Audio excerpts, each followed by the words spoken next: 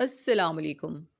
قرآن پاک کی ہر سورت کی پہلی اور آخری چند آیات بہت جامع اور زبردست ہوتی ہیں۔ آخری آیات تو ساری سورت کا نچوڑ ہوتی ہیں۔ آج میں آپ کو سورت النمل کی آخری آیات کا ترجمہ بتاؤں گی جو مجھے بہت اچھا لگا ہے۔ کہہ دو مجھ کو یہی ارشاد ہوا ہے کہ اس شہر مکہ کے مالک کی عبادت کروں جس نے اس کو محترم بنایا ہے اور ہر چیز اسی کی ہے، اور مجھے یہ بھی حکم ہوا ہے کہ میں فرما بردار رہوں اور یہ بھی کہ قرآن پڑھا کروں۔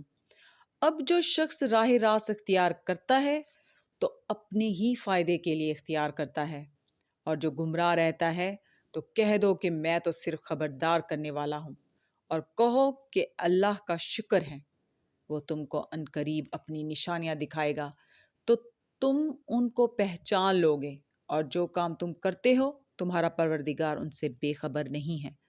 آج کی سورہ بقرہ کی آیات کا ترجمہ شروع کرتے ہیں۔ پناہ مانگتی ہوں اللہ کی شیطان مردود سے۔ شروع اللہ کا نام لے کر جو بڑا مہربان نہایت رحم والا ہے۔ پھر جو شخص وصیت کو سننے کے بعد اس کو بدل ڈالے تو اس کے بدلنے کا گناہ انہی لوگوں پر ہے جو اس کو بدلیں، اور بے شک اللہ سنتا جانتا ہے۔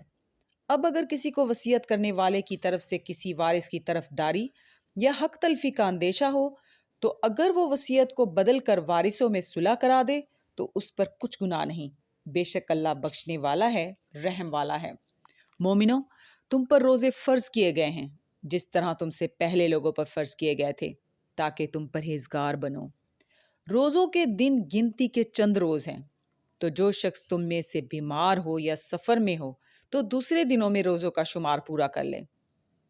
اور جو لوگ روزہ رکھنے کی طاقت رکھیں لیکن رکھیں نہیں، وہ روزے کے بدلے محتاج کو کھانا کھلا دیں، اور جو کوئی اپنی مرضی سے زیادہ نیکی کر لے تو اس کے حق میں زیادہ اچھا ہے۔ اگر سمجھو تو روزہ رکھنا ہی تمہارے حق میں بہتر ہے۔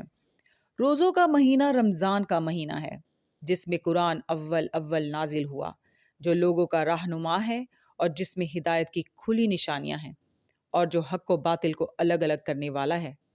تو جو کوئی تم میں سے اس مہینے میں موجود ہو چاہیے کہ پورے مہینے کے روزے رکھے، اور جو بیمار ہو یا سفر میں ہو تو دوسرے دنوں میں روزے رکھ کر ان کا شمار پورا کر لے۔ اللہ تمہارے حق میں آسانی چاہتا ہے اور سختی نہیں چاہتا، اور یہ آسانی کا حکم اس لیے دیا گیا ہے کہ تم روزوں کا شمار پورا کر لو، اور اس احسان کے بدلے کہ اللہ نے تم کو ہدایت بخشی ہے تم اس کو بزرگی سے یاد کرو اور اس کا شکر کرو۔ صدق اللہ العظیم۔ کل انشاءاللہ پھر ملیں گے۔ اللہ حافظ۔